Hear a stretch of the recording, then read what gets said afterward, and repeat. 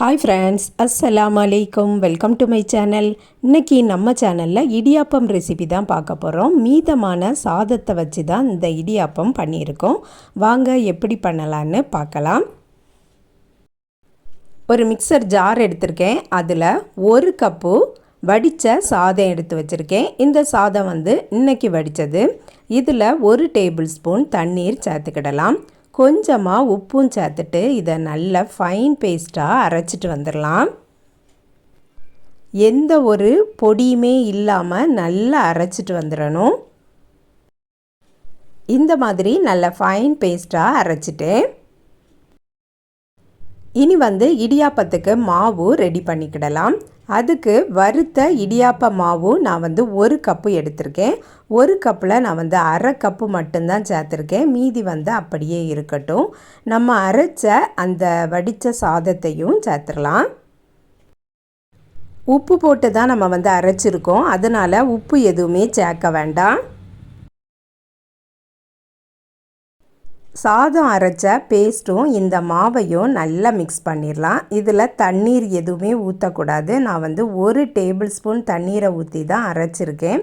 இதை வச்சே நல்லா மிக்ஸ் பண்ணிடலாம். உங்களுக்கு தண்ணீர் அதிகமாகிட்டு இருந்ததுன்னா இன்னும் எக்ஸ்ட்ரா மாவு ஆட் பண்ணணும். எனக்கு 1 டேபிள் ஸ்பூன் ஊற்றுனதுனால எனக்கு கரெக்டாக இருந்தது.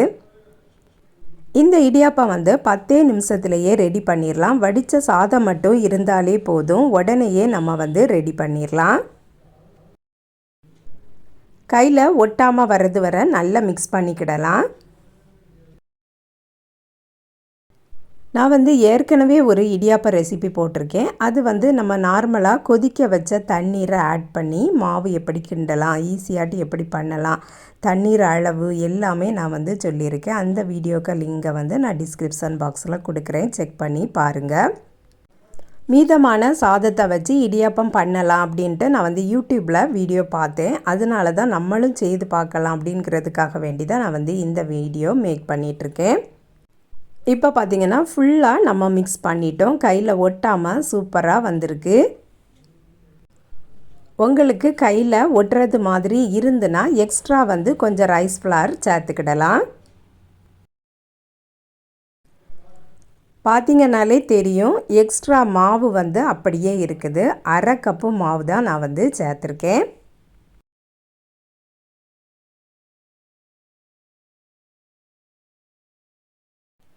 இடியாப்பத்துக்கு மாவு ஃபுல்லாக ரெடி ஆயாச்சு. இனி பிழிய ஆரம்பிச்சிட வேண்டியது தான். நான் இன்றைக்கி இட்லி தட்டில் தான் அவிக்க போகிறேன். இந்த மாதிரி நான் ஒரு இடியாப்ப அச்சு எடுத்திருக்கேன். அதில் மாவு அவ்வளோத்தையுமே சேர்த்துடலாம். எல்லா டிஃபன் செய்கிறத விடவும் எனக்கு இடியாப்பம் செய்கிறது ரொம்பவுமே பிடிக்கும். நாங்கள் முன்னாடி இடியாப்பம் அவிச்சு சேல் பண்ணிகிட்டு இருந்தோம். அதனால் ஈஸியாகவும் நான் அவிச்சிருவேன். அதுக்காக வேண்டி நான் இடியாப்பம்னா விரும்பி சமைக்க ஆரம்பிப்பேன்.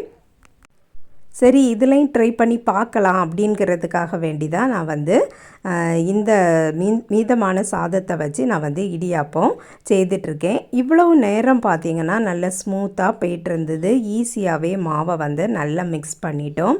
இனி பிழியதுக்கு மட்டும் எனக்கு ரொம்ப கஷ்டமாகவே இருந்தது. ரொம்பன்னு சொல்ல முடியாது. ஏன்னா எனக்கு ரிஸ்ட்டில் பெயின் இருக்குது. அதனால் நான் இப்போது ரொம்ப ஹெவியான வேலை செய்கிறதில்ல. இந்த இடியாப்பம் பிழியும் போது கொஞ்சம் கஷ்டமாக தான் இருந்தது. ஒரு வேளை நல்ல கொஞ்சம் ஹெவியாக வேலை பார்க்கக்கூடியவங்களுக்கு ஈஸியாட்டு இருக்கலாம். ஆம்பளையிலும் கூட இதை ஈஸியாகவே செய்திருவாங்க. எனக்கு கொஞ்சம் கஷ்டமாக இருந்தது. அதனால் உங்களுக்கு இது எப்படி இருக்கும் அப்படின்னு எனக்கு தெரியலை. நீங்கள் ட்ரை பண்ணி பாருங்கள். அந்த இடியாப்பம் மாதிரி பிழியதுக்கு கொஞ்சம் ஈஸியாட்டு இல்லை, கொஞ்சம் கஷ்டமாக இருந்தது. 1 டேபிள் ஸ்பூன் தண்ணீருக்கு பதிலாக கொஞ்சம் அதிகமாக வேணும்னா கூட நீங்கள் ஊற்றி பார்க்கலாம். அப்போ ஒரு வேளை சாஃப்டாக வரலாம் அப்படின்ட்டு எனக்கு தோணுது. ஆனால் அந்த பிழிஞ்ச இடியாப்பத்தை பார்க்கும்போது ரொம்ப சூப்பராகவே இருந்தது. நார்மலாக அவிக்கக்கூடிய இடியாப்பத்தை காட்டிலும் நல்ல ஸ்மூத்தாக அழகாக இருந்தது. வேக வச்ச பிறகும் நல்ல சாஃப்டாகவே இருந்தது. இடியாப்பத்தை நம்ம குறை சொல்லவே முடியாது. மீதமான சாதத்தில் தான் பண்ணணும் அப்படிங்கிறதே தெரியாது. நம்ம சொன்னால் தான் தெரியும். 1/2 கப்பு மாவு தான் நம்ம வந்து சேர்த்துருந்தோம். 1 கப்பு சாதம் சேர்த்துருந்தோம். எனக்கு வந்து இந்த இட்லி தட்டில் அவிச்ச இடியாப்பம் பார்த்திங்கன்னா ஒரு 7 எண்ணம் வந்திருந்தது. நார்மலாக நம்ம எப்பவும் அவிக்கிறது மாதிரியே இடியாப்பத்தை அவிச்சு எடுத்துக்கிட வேண்டியது தான். எல்லாம் ரெடியாக இருக்குது. இனி வந்து அவிச்சிடலாம். இப்போ பார்த்திங்கன்னா இடியாப்பத்தை அவிச்சிட்டு வந்தாச்சு. ஆறுனதும் நம்ம வந்து எடுத்துடலாம். இந்த தட்டில் நான் வந்து எண்ணெய் அப்ளை பண்ணியிருந்தேன், அதனால் ஈஸியாகவே வந்துடும். நம்ம சேனலில் நிறைய ஸ்வீட் ரெசிபி, ஸ்நாக்ஸ் ரெசிபீஸ்லாம் போட்டிருக்கோம். ப்ளேலிஸ்ட்டில் இருக்கும், செக் பண்ணி பாருங்கள். நம்ம சேனலை இப்போ தான் ஃபஸ்ட் டைம் பார்க்குறீங்கன்னா சப்ஸ்கிரைப் பண்ணிவிட்டு பாருங்கள். பக்கத்தில் இருக்கக்கூடிய பெல் ஐக்கானையும் கிளிக் பண்ணிடுங்க. இதை பால் வச்சும் சாப்பிடலாம், கறி குழம்பு வச்சும் சாப்பிடலாம். ரொம்பவுமே டேஸ்டியாக இருக்கும். நீங்களும் ட்ரை பண்ணி பாருங்கள் ஃப்ரெண்ட்ஸ். இந்த வீடியோ பிடிச்சிருந்தால் லைக் பண்ணுங்கள், ஷேர் பண்ணுங்கள். நம்ம சேனலை இது வரைக்கும் சப்ஸ்கிரைப் பண்ணலைன்னா சப்ஸ்கிரைப் பண்ணிடுங்க. நெக்ஸ்ட் வீடியோவில் வேறு ரெசிப்பியில் சந்திக்கிறேன். அஸ்ஸலாமு அலைக்கும்.